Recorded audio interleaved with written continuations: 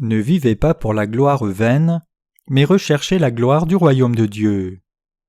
Galates 5, versets 16 à 26. Je dis donc, marchez selon l'esprit, et vous n'accomplirez pas les désirs de la chair. Car la chair a des désirs contraires à ceux de l'esprit, et l'esprit en a de contraires à ceux de la chair. Ils sont opposés entre eux, afin que vous ne fassiez point ce que vous voudriez. Si vous êtes conduits par l'esprit, vous n'êtes point sous la loi. Or, les œuvres de la chair sont manifestes. Ce sont l'impudicité, l'impureté, la dissolution, l'idolâtrie, la magie, les inimitiés, les querelles, les jalousies, les animosités, les disputes, les divisions, les sectes, l'envie, l'ivrognerie, les excès de table et les choses semblables. Je vous dis d'avance, comme je l'ai déjà dit, que ceux qui commettent de telles choses n'hériteront point le royaume de Dieu. Mais le fruit de l'esprit, c'est l'amour, la joie, la paix, la patience, la bonté, la bénignité, la fidélité, la douceur, la tempérance. La loi n'est pas contre ces choses.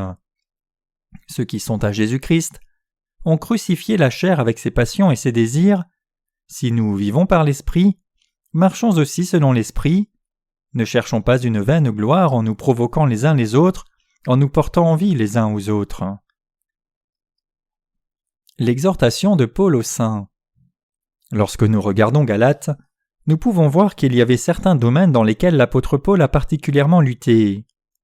Influencé par la foi des circoncisionnistes, il y avait beaucoup de gens dans les églises de Galatie qui étaient trompés par l'enseignement faux, selon lequel on devait croire en Jésus-Christ comme sauveur et recevoir la circoncision pour être sauvé.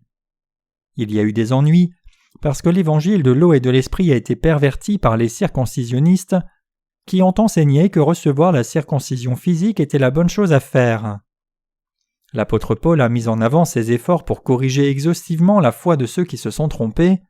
Ainsi, il a averti les circoncisionnistes en disant « N'enseignez pas cela, vous serez maudits par Dieu si vous croyez cela et en témoignez. » Si nous regardons la composition des églises de Galatie, nous voyons que les Juifs et les gentils ont ensemble cru en Jésus-Christ comme leur sauveur. Les chrétiens juifs ont toujours pensé et ont cru qu'il était juste de garder la loi même après avoir accepté Jésus comme leur sauveur, parce qu'ils gardaient à l'esprit que Jésus était également un juif. Puisqu'ils ont cru qu'ils devaient recevoir la circoncision de la chair même après avoir cru en Jésus, ils ont naturellement enseigné que les gentils devaient aussi recevoir la circoncision physique comme les juifs. Leur foi était un facteur crucial dans la corruption de masse de l'évangile de l'eau et de l'esprit. Ainsi, leur foi était un mélange. En raison de leur foi légaliste, un évangile confus et impur a été créé. Nous devrions nous rappeler une fois de plus pourquoi l'évangile a été corrompu. Les églises primitives ont souffert d'une grande confusion spirituelle à cause des circoncisionnistes. Ainsi, si nous commençons à lire à partir de Galates 5, verset 16, l'apôtre Paul a voulu parler aux saints des églises de Galatie au sujet de ce que signifiait marcher dans l'Esprit Saint.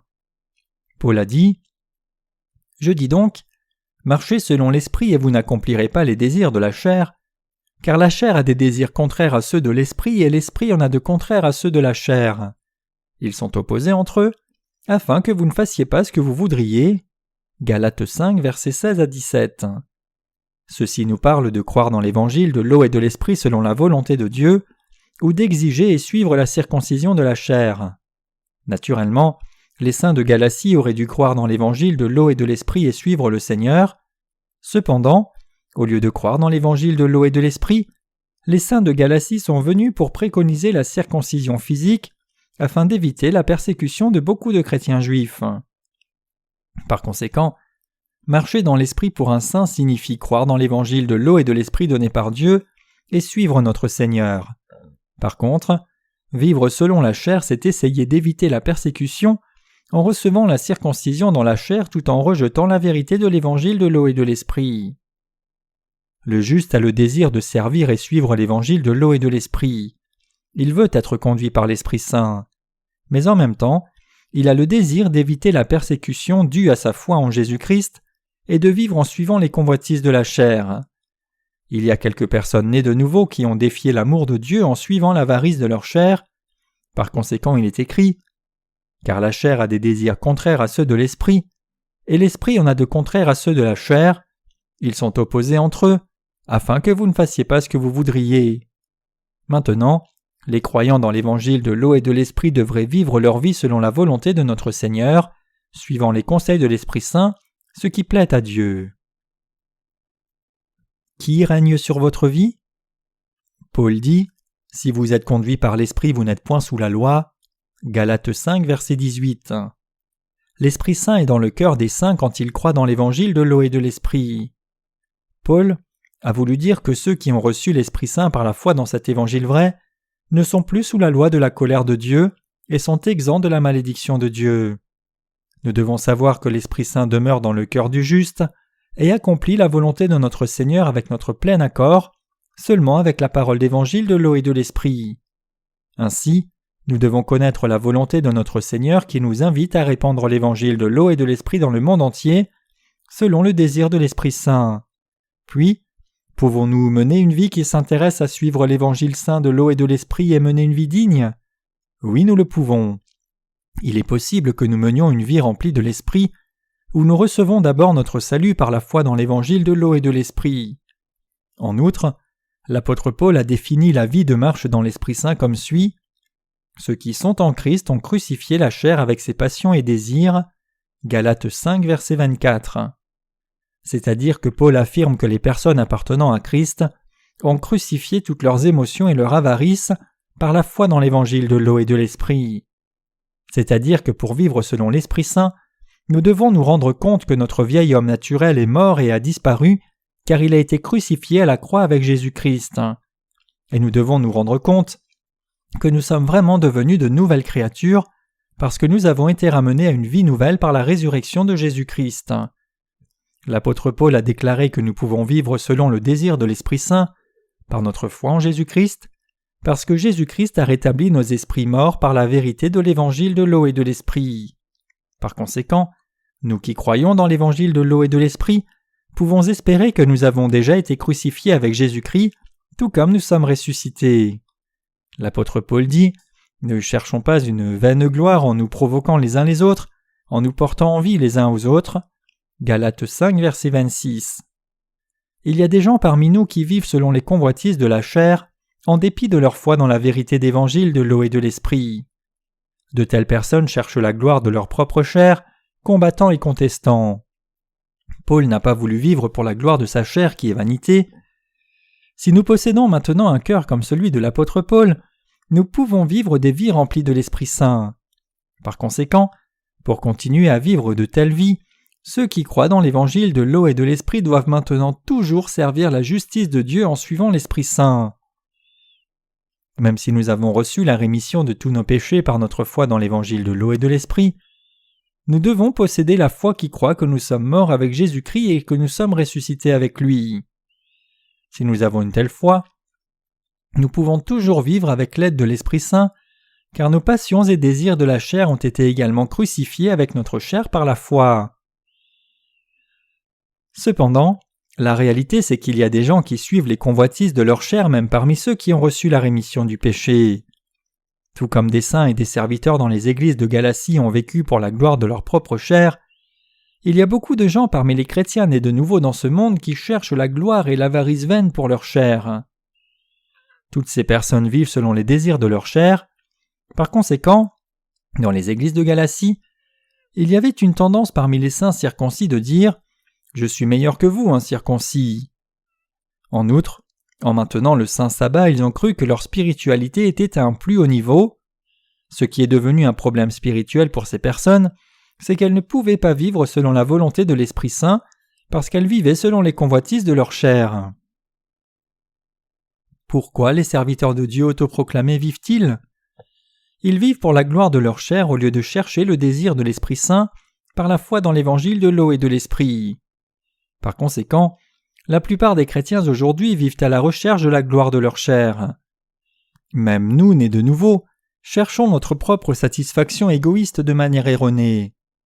Ainsi, si nous les chrétiens nés de nouveau ne devons pas chercher la gloire vaine, nous devons savoir et croire qu'en notre Seigneur, notre vieil homme est mort avec Jésus-Christ et que nous sommes de nouvelles créations par l'union à sa résurrection. Maintenant, nous devons également nous rendre compte que nous sommes devenus la possession de Dieu par notre foi dans l'évangile de l'eau et de l'Esprit, et que nous pouvons accomplir les œuvres de Dieu en étant unis à cet évangile vrai dans son Église. Nous pouvons rendre grâce à Dieu parce que nous avons reçu la rémission de nos péchés par notre foi dans l'évangile de l'eau et de l'esprit. Nous sommes des gens incapables de porter l'œuvre de Dieu qu'il nous a confiée. Par conséquent, nous ne devrions pas vivre nos vies en cherchant des gloires vaines, ni critiquer nos frères et sœurs. Qui pourrions-nous critiquer alors que nous ne pouvons pas nous-mêmes mener à bien les œuvres que Dieu nous a confiées? Si nous nous élevions dans la chair, abstraction faite des œuvres qui nous sont confiées, quel bien cela ferait-il? Au lieu de la dispute à cause des désirs de notre chair, le juste désire que l'œuvre de Dieu s'accomplisse davantage. Ceux qui vivent pour la gloire de la chair ne peuvent pas être reconnus pour leur foi devant Dieu. Maintenant, nous n'avons plus aucune raison d'être en concurrence pour de vaines gloires. Maintenant, nous devons croire la vérité d'évangile de l'eau et de l'esprit devant Dieu. En outre, nous devons vivre dans la foi sans oublier que nous sommes devenus de nouvelles créations par la mort et la résurrection avec Jésus-Christ. Puisque nous avons reçu la rémission du péché par la foi dans l'évangile de l'eau et de l'esprit, nous avons été récompensés par des occasions de servir l'évangile de Dieu. Quand Dieu nous confie certaines parties de son œuvre, nous pouvons effectuer ces œuvres avec reconnaissance. En faisant son œuvre, il est inutile de penser « je suis meilleur que ce frère mais plus mauvais que l'ouvrier ». Nous sommes tous devenus enfants de Dieu par notre foi dans la vérité d'évangile de l'eau et de l'esprit. Par conséquent, nous devenons tous les enfants égaux de Dieu par notre foi dans l'évangile de l'eau et de l'esprit. Nous sommes tous des ouvriers égaux dans la justice de Dieu, bien que nous puissions avoir différents domaines dans le service de l'évangile de l'eau et de l'esprit. Nous, en tant que soldats du Seigneur, sommes des serviteurs de Dieu effectuant ses œuvres pour réaliser la volonté de Dieu sur son ordre. Les prédécesseurs dans la foi n'existent pas pour revendiquer leur prestige ou pour vanter leur désir de la chair. Il ne nous reste qu'à décider si nous allons faire l'œuvre de Dieu loyalement pendant que nous sommes dans ce monde. Notre foi doit être comme celle de Paul. La Bible dit « Mais le fruit de l'esprit c'est l'amour, la joie, la paix, la patience, la bonté, la bénignité, la fidélité, la douceur, la tempérance. La loi n'est pas contre ces choses. » Galates 5, versets 22 à 23. Puisque nous avons tous reçu la rémission du péché par notre foi en Jésus-Christ, qui est venu par l'eau et l'esprit dans nos cœurs, nous devons suivre l'Esprit Saint. Pour avoir une telle foi, chacun doit mourir et ressusciter avec Jésus-Christ par sa foi dans l'évangile de l'eau et de l'esprit. Les âmes des personnes qui sont en Christ ont une foi très pure. Ils croient vraiment que leur vieil homme est mort dans l'évangile de l'eau et de l'esprit, et ils vivent pour la proclamation de l'évangile.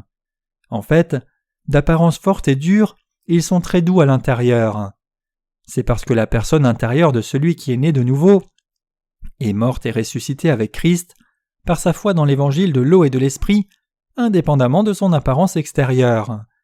Par conséquent, son âme est rendue douce comme un agneau par l'Esprit Saint. Ainsi, ceux qui sont morts et ressuscités avec Jésus-Christ par la foi obéissent à la volonté de Dieu même s'ils ne sont pas raffinés. Le juste ne revendique pas sa propre droiture. Ceux qui ont reçu la rémission du péché dans leur cœur par la foi en Jésus-Christ qui est venu par l'évangile de l'eau et de l'esprit n'ont aucun péché. Cependant, beaucoup parmi ceux qui sont nés de nouveau ne sont pas encore unis à la mort et à la résurrection de Jésus-Christ par la foi. Ces personnes n'ont pas trouvé les conseils de l'Esprit Saint et par conséquent ne prennent pas part à l'assemblée des justes.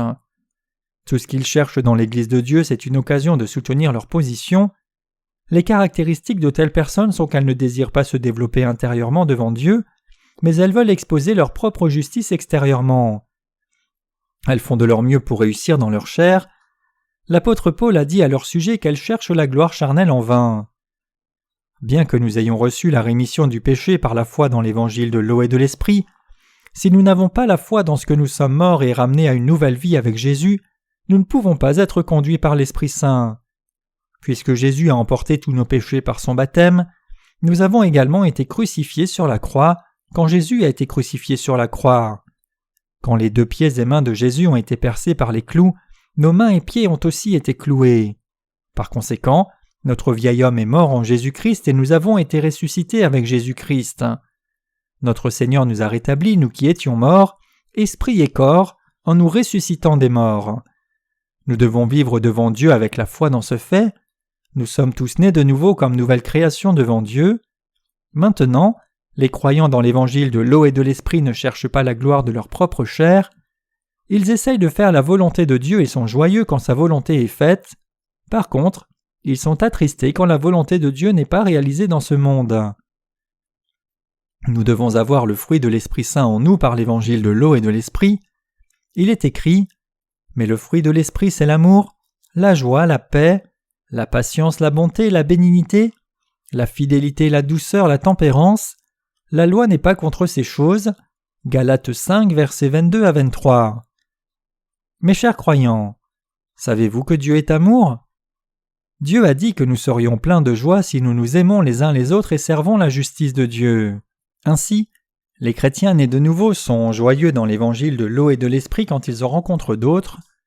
La joie signifie abondance de joie qui vient de Jésus-Christ. La paix est la réconciliation avec l'ennemi. Les justes se querellent parfois, mais ils sont égaux devant la justice de Dieu et ils mettent toujours leur confiance dans l'évangile de l'eau et de l'esprit donné par Christ. D'ailleurs, les croyants dans l'évangile de l'eau et de l'esprit supportent toujours tous les ennuis pour réaliser la justice de Dieu. Ils peuvent supporter parce que l'Esprit Saint le leur permet. Nos personnes extérieures ont des réactions rapides, mais que diriez-vous de nos personnes intérieures ? Si l'Esprit Saint n'insuffle pas la colère dans nos cœurs, notre personne extérieure ne peut pas être fâchée. Je peux supporter des difficultés que je n'aurais pas pu supporter dans le passé par la puissance de l'Esprit Saint. Nous qui croyons dans l'évangile de l'eau et de l'esprit ne pouvons pas nous fâcher parce que notre être intérieur n'est pas fâché, malgré le fait que notre être extérieur puisse se fâcher. Avant que nous ne soyons nés de nouveau par notre foi dans l'évangile de l'eau et de l'esprit, nous nous fâchions toutes les fois que notre personne extérieure était fâchée. Cependant, la différence c'est que nous sommes maintenant calmes tant que notre être intérieur n'est pas fâché. Pour qui vivons-nous ? L'Esprit Saint demeure à l'intérieur des cœurs de ceux qui sont morts et ressuscités avec Jésus-Christ. Ceux qui ont l'Esprit Saint en eux ont le fruit de l'Esprit Saint. Nous portons le fruit de l'Esprit Saint non parce que nous voulons, mais parce que l'Esprit Saint est dans nos cœurs. Il n'y a aucune autre condition. L'Esprit Saint réside dans nos cœurs et persuade nos pensées et cœurs, de sorte que nous portions le fruit de l'Esprit Saint. Par conséquent, l'apôtre Paul dit « Si nous vivons par l'Esprit, marchons aussi selon l'Esprit. Ne cherchons pas une vaine gloire en nous provoquant les uns les autres, en nous portant envie les uns aux autres. » Galates 5, versets 25 à 26. Notre Seigneur nous a dit, à nous les justes, de ne pas nous battre pour nous élever ni de nous porter envie. En fait, il n'y a pas parmi les justes de meilleurs ou de plus mauvais, nous sommes tous à la même mesure. La seule différence, c'est l'œuvre que Dieu a confiée à chacun de nous. Nous sommes heureux quand nous accomplissons la charge qui nous est assignée, mais cela ne détermine pas notre statut. Naturellement, il y a un ordre et certaines positions dans l'Église de Dieu, cependant, c'est simplement nécessaire en vue de l'unité. Dieu vous a confié certaines charges à vous tous, comme il m'a nommé pour d'autres. Tout ce que nous devons faire, c'est accomplir cette charge afin de réaliser la volonté de Dieu. Chacun fait sa part pour accomplir le bien ensemble comme il est écrit. Toutes choses concourent au bien de ceux qui aiment Dieu, de ceux qui sont appelés selon son dessein. Romains 8, verset 28. Personne n'essaye de régner sur un autre. Est-ce que, chers ouvriers, je peux régner sur vous et vous inciter à m'obéir ? Comment est-ce que je pourrais faire de vous les serviteurs d'un homme, alors que vous êtes sûrement les serviteurs de Dieu avec une charge confiée ? Je ne peux pas faire une telle chose. Puisque chacun de nous avons une charge en servant notre Seigneur, il est juste que tous y soient fidèles. C'est ainsi que nous travaillons ensemble devant Dieu. Personne ne peut régner au-dessus d'une autre personne dans l'Église de Dieu. Puisque Satan essaye de mener quelques croyants religieux jeunes à la mort en émiettant leur foi, nous les prédécesseurs dans la foi avons parfois le contrôle sur eux pour qu'ils ne soient pas trompés par le diable. Votre charge et ma charge ont une importance égale devant Dieu. Nous ne sommes pas dans un rapport hiérarchique d'aucune sorte. Notre but est de réaliser la justice de Dieu en nous unissant et en faisant chacun son devoir loyalement. Il n'y a aucun autre but. Ceux qui vivent selon l'Esprit Saint font et suivent la volonté de Dieu en Christ. Que peut-il y avoir d'autre ? Rien. Après que j'ai rencontré le Seigneur pour la première fois, j'ai remarqué que personne ne prêchait l'évangile de l'eau et de l'esprit. Quand j'ai commencé à vous prêcher cette vérité d'évangile la première fois, j'ai également dit « Il n'y a personne dans ce monde en ce moment qui connaisse et partage l'évangile de l'eau et de l'esprit. » Comme je l'ai vérifié dans le monde chrétien, il n'y a certainement aucun théologien qui connaisse et partage l'évangile de l'eau et de l'esprit. Toujours, j'espérais qu'il pourrait y avoir quelqu'un qui soit né de nouveau d'eau et d'esprit, bien que cette personne puisse ne pas être un théologien. J'espérais sincèrement et disais, peut-être individuellement ou dans un petit groupe, quelqu'un partage-t-il l'évangile de l'eau et de l'esprit. Cependant, en tout cas par ma recherche sur Internet, il n'y avait personne qui prêchait l'évangile de l'eau et de l'esprit. J'étais certain qu'il n'y avait pas un seul individu dans ce monde qui partageait l'évangile de l'eau et de l'esprit. Naturellement, il peut y avoir quelques individus qui prêchent cet évangile vrai. Cependant, quelle utilité y a-t-il si un individu connaît seulement l'évangile de l'eau et de l'esprit mais ne le partage pas avec d'autres? Ainsi, ma conscience a de ce fait porté un fardeau très lourd. Si quelqu'un d'autre partageait l'évangile de l'eau et de l'esprit, je pourrais me soulager de ce devoir. Même si je ne le fais pas, quelqu'un d'autre le fera. Cependant, il n'y a pas eu une personne après l'Église primitive qui ait partagé l'évangile de l'eau et de l'esprit. Si personne ne partage l'évangile de l'eau et de l'esprit, nous n'avons pas d'autre choix que d'accepter cette charge. Par conséquent, je me suis rendu compte que vous et moi devons prêcher l'évangile de l'eau et de l'esprit. Ne pas prêcher l'évangile de l'eau et de l'esprit en dépit de le connaître, c'est désobéir à la volonté de Dieu. Ainsi, vous et moi répandons cet évangile. Y a-t-il quelqu'un qui prêche cette vérité en Allemagne, ou en Angleterre, ou en France? Vous pouvez vous rappeler de la tour Eiffel et du beau paysage des rives de la Seine quand vous entendez le mot France. Toujours est-il qu'il n'y a personne qui connaisse l'évangile de l'eau et de l'esprit si vous regardez à l'intérieur du pays. Tout comme je sentais l'urgence de partager l'évangile de l'eau et de l'esprit dans le monde entier lorsque je l'ai connu, vous accomplissez l'œuvre de Dieu parce qu'elle vous a été confiée. Par conséquent, nous ne cherchons pas des gloires vaines. Je ne pense pas qu'il y ait de différence parmi tous nos ouvriers dans l'Église de Dieu, que ce soit des prédicateurs, leurs épouses, des ouvriers, des frères ou des sœurs. Chaque serviteur de Dieu qui fait partie de la charge est précieux. Des pasteurs aux enfants de l'école du dimanche, je crois que Dieu a confié une charge à chacun de nous. Notre Seigneur a dit « On demandera beaucoup à qui l'on a beaucoup donné, et on exigera davantage de celui à qui l'on a beaucoup confié. » Luc 12, verset 48.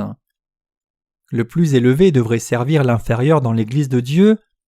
Ainsi, il n'y a pas un seul qui soit haut ou bas parmi nous. Nous sommes simplement fidèles aux tâches que Dieu nous a confiées.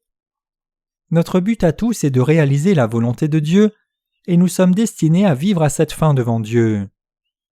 Par conséquent, les chefs ne sont pas plus hauts ou inférieurs à leurs croyants subordonnés. En outre, les ministres ordonnés ne sont pas aux positions plus élevées que des évangélistes, et des évangélistes que des frères et des sœurs. Dire que quelqu'un a un statut plus élevé veut seulement dire que plus de charges lui sont désignées. C'est réellement vrai. Par conséquent, il n'y a aucun besoin d'élever la position de quelqu'un. Nous devons seulement réaliser que l'œuvre de Dieu c'est tout ce qui importe et nous devons réellement l'accomplir. C'est ce que l'apôtre Paul dit ici. Les deux désirs qui habitent un saint. Il y a deux désirs dans nos cœurs, le cœur de Dieu et le cœur de notre chair. Ils sont contraires l'un à l'autre, de sorte que vous ne fassiez pas les choses que vous voudriez. Aussi, si nous sommes conduits par l'Esprit Saint, nous ne sommes plus sous la loi. Si l'Esprit Saint demeure en nous, nous pouvons être conduits par Dieu indépendamment de nos faiblesses, grâce à l'Esprit Saint. Bien que nous puissions être insuffisants d'une perspective humaine, nous pouvons être conduits par l'Esprit Saint si nous identifions le dirigeant et nous soumettons à la parole de Dieu qu'il prêche. Ceux qui sont conduits par l'Esprit Saint ne sont pas sous la malédiction, mais sont morts et ramenés à une nouvelle vie avec Jésus-Christ. Nous devons savoir que vous et moi sommes les enfants et serviteurs de Dieu. En outre, nous devons pouvoir distinguer les œuvres de la chair et le fruit de l'Esprit Saint. Nous devons savoir que le Seigneur nous a dit d'effectuer ces œuvres selon le discernement de la différence entre les deux. Galates 5, versets 19 à 21 dit « Or, les œuvres de la chair sont manifestes, ce sont l'impudicité, l'impureté, la dissolution, l'idolâtrie, la magie, les inimitiés, les querelles, les jalousies, les animosités, les disputes, les divisions, les sectes, l'envie, l'ivrognerie, les excès de table et les choses semblables. Je vous dis d'avance, comme je l'ai déjà dit, que ceux qui commettent de telles choses n'hériteront point le royaume de Dieu. Les œuvres de la chair sont évidentes. Ceux qui n'ont pas l'Esprit Saint sont enclins à accomplir les œuvres de la chair. Ils vivent pour des choses mauvaises, dégoûtantes et la sensualité. En outre, ils servent autre chose que Dieu, pratiquent le mal, se font des ennemis, amènent la division, sont envieux et colériques, et sont séparés de l'Église de Dieu au lieu de s'unir à elle. Ce sont les œuvres de la chair. Les œuvres de la chair proviennent de l'incrédulité vis-à-vis de Dieu et de sa parole. Qu'aime notre chair ? Elle aime l'adultère, l'impureté, la convoitise, le mal, se faire des ennemis, la jalousie, les conflits, former des clans, la division, l'hérésie, l'ivresse et les orgies. Le passage des Écritures d'aujourd'hui indique que les œuvres de la chair sont évidentes. Notre vie de la chair n'est-elle pas généralement comme cela ? Elle est ainsi ou non ? Oui. Cependant, que diriez-vous du fruit de l'Esprit Saint ? C'est l'amour, la joie, la paix, la patience, la bonté, la fidélité, l'humilité et la maîtrise de soi. Ces deux choses sont complètement différentes. Maintenant, les œuvres de la chair se lient à nos cœurs pour le mal, changeant les pensées malpropres en actions et cherchant seulement de telles choses. Par contre, le fruit de l'Esprit Saint nous encourage à aimer, être joyeux, être paisible dans nos cœurs, ne pas nous faire d'ennemis, être patient et à montrer de la bienveillance. Un cœur pur, un cœur fidèle, un cœur doux et un cœur contenu sont le fruit de l'Esprit Saint. Puisque les œuvres de la chair et du fruit de l'Esprit Saint sont les résultats provenant de deux genres différents de foi, ils sortent de différents cœurs. Le fruit de l'Esprit Saint vient de la foi en Jésus-Christ, qui est venu par l'évangile de l'eau et de l'Esprit. Au contraire, les œuvres de la chair sont de la foi mensongère. Les fruits de la chair sont les œuvres des contrats de chair et de mal. Être divisé, former des clans, établir des hérésies, combattre, s'enivrer, faire des ennemis de Dieu, faire trébucher les autres par des supercheries, adorer des idoles, servir d'autres dieux, ce sont des œuvres de la chair, et c'est évidemment différent du fruit de l'Esprit Saint. Naturellement, quelques saints nés de nouveau pourraient se disputer, former des clans dans l'Église de Dieu, faire des hérésies et également s'enivrer. C'est parce qu'ils suivent leur chair au lieu des conseils de l'Esprit Saint. Si nous avons vraiment reçu la rémission du péché, nous devrions porter le fruit de l'Esprit Saint. Cependant, n'y a-t-il pas un bon nombre de gens qui suivent les convoitises de leur chair ? Dieu déteste beaucoup que nous suivions les convoitises de notre chair. Au moins, les chrétiens nés de nouveau qui croient en Jésus-Christ comme leur sauveur doivent être ceux qui sont morts et ressuscités avec Jésus-Christ selon le passage de la Bible. Ceux qui sont en Christ ont crucifié la chair avec ses passions et ses désirs. Galates 5, verset 24. Nous devons posséder une telle foi. Nous ne devrions pas simplement parler de cela, mais mourir et revenir à la vie, étant unis à Jésus-Christ dans nos cœurs. Il y a un sérieux problème si nous ne sommes pas morts et ressuscités en union avec Jésus-Christ. Ceux qui ne sont pas morts et ressuscités avec Jésus-Christ ne peuvent pas porter le fruit de l'Esprit Saint. C'est parce qu'ils ne peuvent pas discerner les conseils de l'Esprit Saint, malgré le fait que l'Esprit Saint les conduise de l'intérieur de leur cœur. Nous pensons de manière erronée que nous faisons du bien parce que nos cœurs sont bons. Cependant, c'est l'Esprit Saint qui met un bon cœur à l'intérieur de nous. Il n'y a que le cœur de chair qui crée le mal à l'intérieur de nos cœurs, mais l'Esprit Saint qui crée le bon cœur est élevé et réside dans nos cœurs, parce que nous sommes nés de nouveau par l'évangile de l'eau et de l'Esprit. Vous et moi sommes des êtres fondamentalement incapables de créer ou posséder de bons cœurs. Puisque l'Esprit Saint est avec nous, nous servons le Seigneur, sommes fidèles à Dieu, accomplissons les œuvres de Dieu et suivons notre Seigneur. Sans l'Esprit Saint, ce serait impossible. Nous devons nous éloigner d'une vie vaine. Ne cherchons pas une vaine gloire en nous provoquant les uns les autres, en nous portant envie les uns aux autres. Galates 5, verset 26. Nous devons prendre cette parole dans nos cœurs.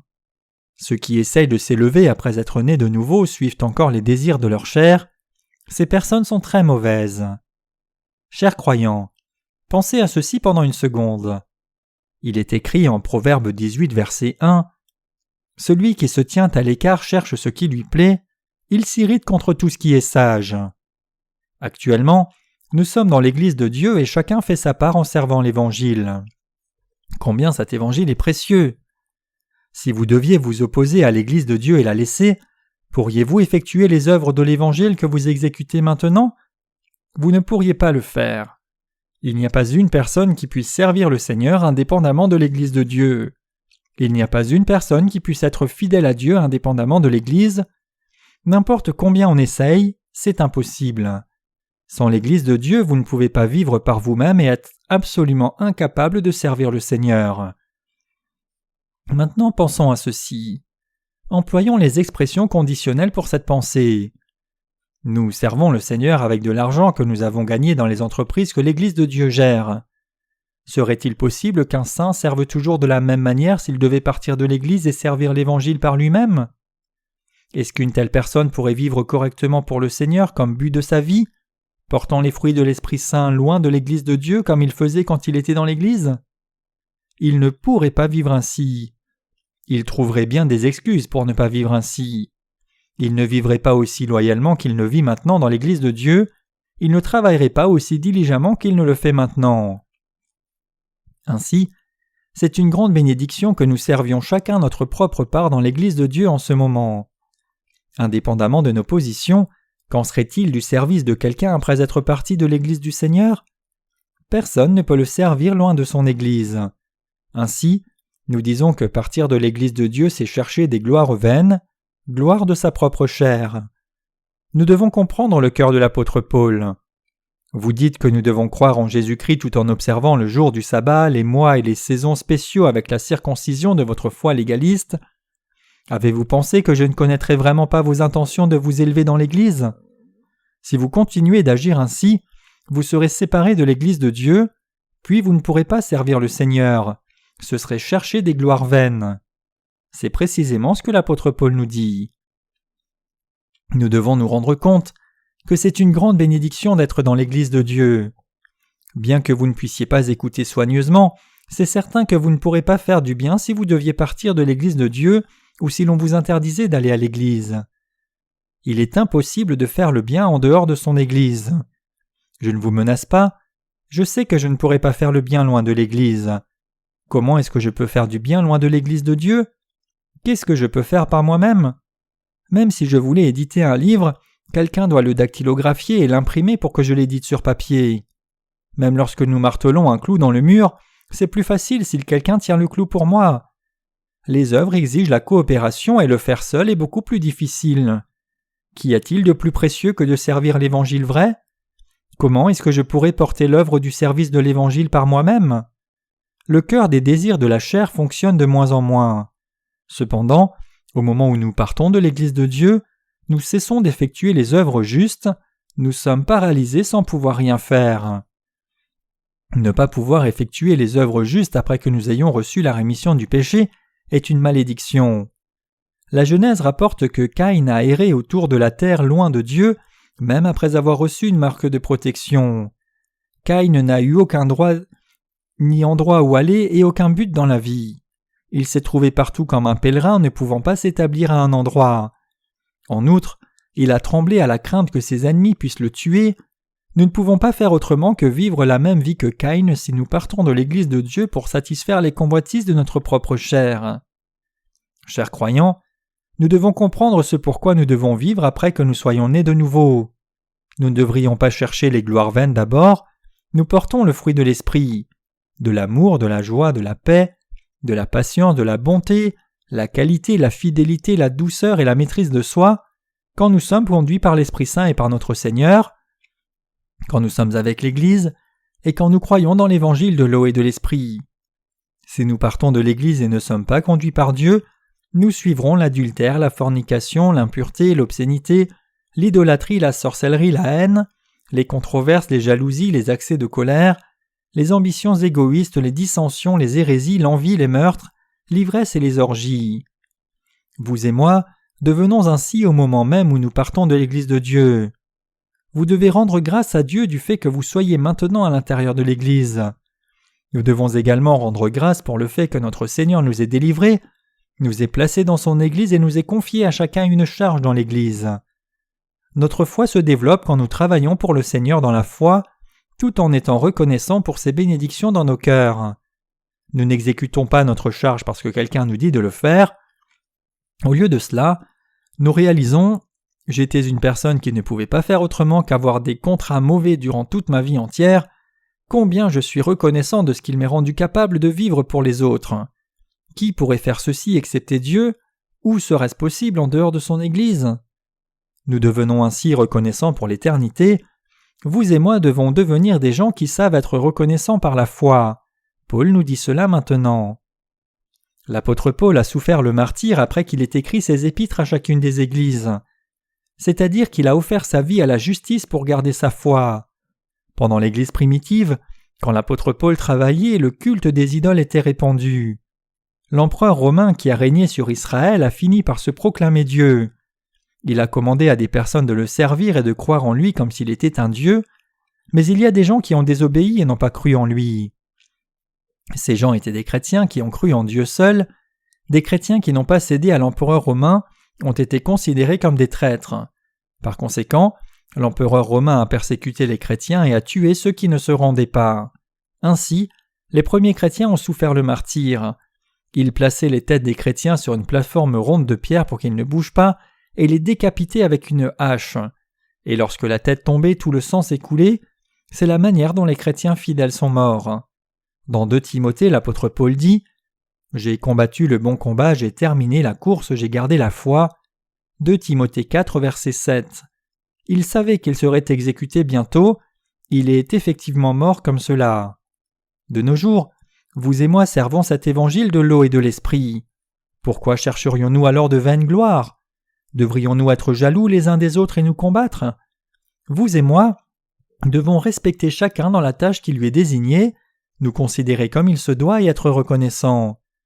Le fait que vous fassiez ce que je ne peux pas faire et que je fasse ce que vous ne pouvez pas coopère à faire du bien et servir Dieu, et c'est quelque chose pour quoi nous devons être reconnaissants. Nous sommes très reconnaissants de ce que nous sommes collègues, et nous pouvons marcher ensemble jusqu'à la fin. Vivons maintenant unis les uns aux autres et reconnaissants au Seigneur.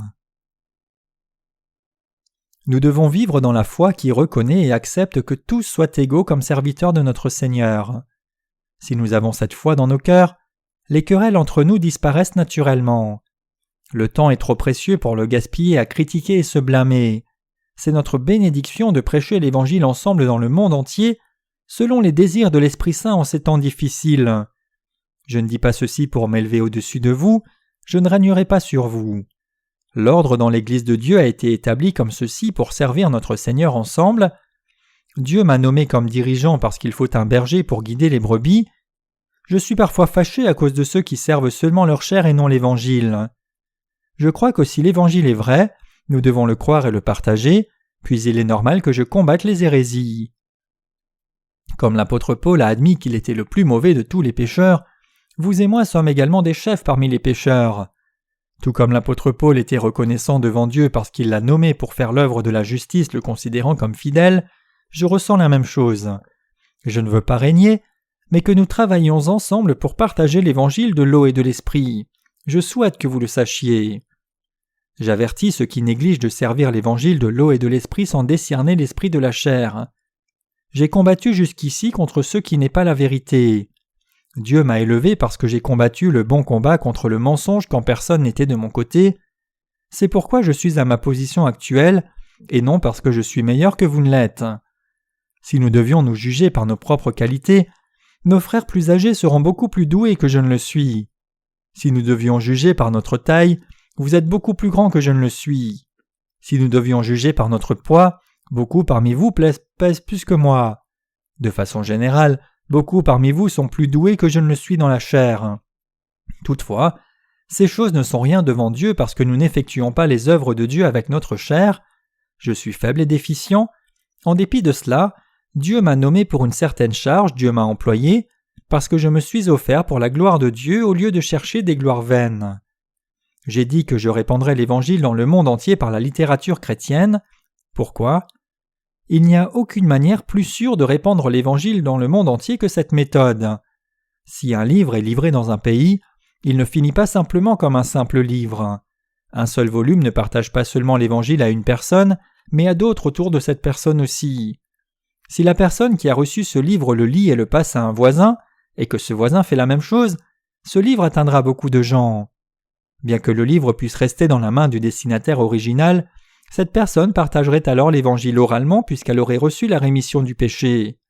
C'est pourquoi nous partageons l'Évangile par des publications. Pendant les jours de l'Église primitive, Dieu a permis à des personnes de naître de nouveau par la même méthode. C'est ainsi que nous avons la Bible aujourd'hui. Comment aurions-nous connu l'Évangile de l'eau et de l'Esprit si la Bible n'existait pas maintenant ? Aurions-nous connu les paroles de Paul pour ne pas chercher des gloires vaines ? Nous croyons au Seigneur et le servons ensemble devant Dieu. Je fais ceci devant vous et vice-versa. Quand nous connaissons le cœur de l'apôtre Paul, nous pouvons porter le fruit de l'Esprit Saint. Dans Galates, le passage des Écritures d'aujourd'hui nous donne le message central. Cherchez le fruit de l'Esprit Saint, allez où l'Esprit Saint vous conduit. Si vous suivez l'Esprit Saint qui vous conduit, vous ne serez pas sous la loi. Ne cherchez pas les gloires vaines, mais cherchez la gloire de Dieu. Vivez pour la gloire de Dieu et accomplissez l'œuvre de Dieu en coopération les uns avec les autres. N'ayez pas une foi légaliste, mais la foi vraie dans l'Évangile de l'eau et de l'Esprit. Vivez en cherchant la gloire de Dieu. Rassemblez-vous pour faire cela. L'apôtre Paul nous parle en ces termes. Nous devons savoir cela en vivant notre vie. Nous devons vivre dans la foi vraie, ne pas chercher à être respectés dans la chair et à traiter nos frères et sœurs comme inférieurs. Vous et moi sommes morts et ressuscités par la foi. Vous et moi devons être reconnaissants jusqu'à la fin pour les œuvres que Dieu nous a confiées. Nous devons être fidèles à la charge qui nous est assignée. Nous devons rencontrer Dieu après lui avoir renvoyé toute la gloire dans nos vies. Je crois que Dieu délivrera les âmes de beaucoup de gens de tous leurs péchés au travers de nous.